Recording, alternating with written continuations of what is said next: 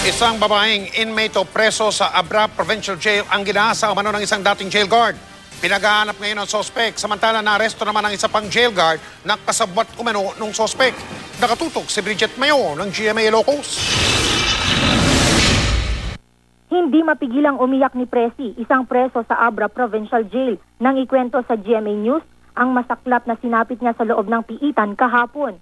Ayon kay Presi, hindi niya tunay na pangalan. Pasado alas 12 ng madaling araw kahapon, nang umano'y pasukin siya sa kanyang selda ng jail guard na si Emmanuel Guzman at ni Marvin Bersamin, dating jail guard at ngayon ay empleyado ng Kapitolyo. Pinalabas daw ng dalawang sospek ang kasama ni Presi sa selda at sapilitan siyang dinala sa CR ng selda. Doon daw siya hinalay ng dating jail guard na si Bersamin alias One Bull. Binarasal, ma'am. Di pala. Kahit anong tiglas na daw ni Presi, wala na rin siyang nagawa. Balod kami lao. Ang pagsigaw ng tulong ni Presi, narinig pa ng ibang inmate kasama ang mismong tatay niya na inmate din. Nang ko lagi kikis, ma'am. Nagmamakaawa pa ang anak ko sa mga sospek, kwento ng ama ni Presi. Nagsumbong ang ibang jail guard sa warden nila at kaagad dinala for medical examination si Presi.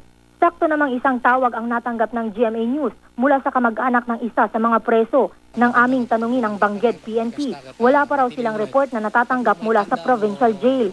Kaya dinulog ng GMA News ang reklamo sa PNP. At base sa reklamo ng kamag-anak ni Presi at sa salaysay ni Presi, hinuli ng mga pulis ang jail guard na si Guzman kahapon ng hapon. Pinaghahanap pa daw ang isa pang suspect para mabigyan sila ng pagkakataong magpaliwanag. Ayon naman sa jail warden, ang suspect daw na si Guzman ang isa sa mga bantay na naka-duty sa gate.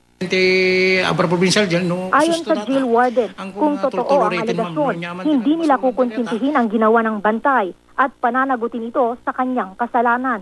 Iimbestigahan naman ng pulis ang posibleng sabuatan ng mga naka-duty gwardya kung bakit nakapasok sa selda ang suspect.